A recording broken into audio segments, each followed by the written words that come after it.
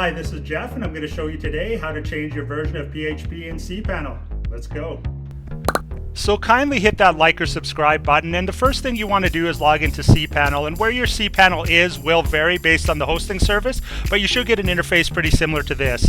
So keep in mind, depending on the web hosting package you have, certain options and features may or may not be available, but we'll show you what you're looking for right now.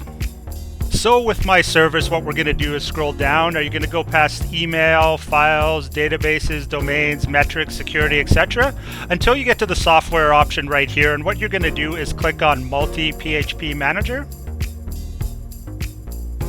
Or another possible way to do that is at the top of the screen, you can also put in the search tools field PHP to see what is available, and you'll notice in the fourth option down, I can click on MultiPHP Manager this way as well.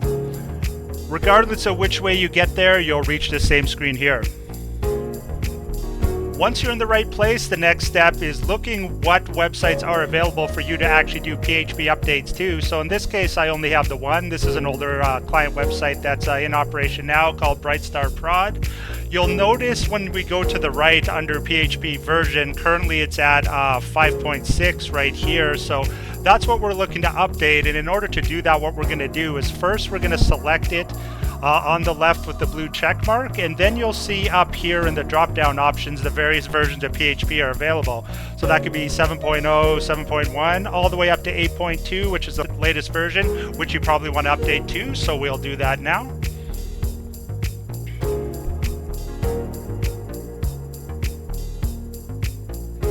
If successful, the process should go through pretty quick, and then you'll look now that the PHP version has been updated. You see PHP 8.2, and then you see a little check mark on the right as well.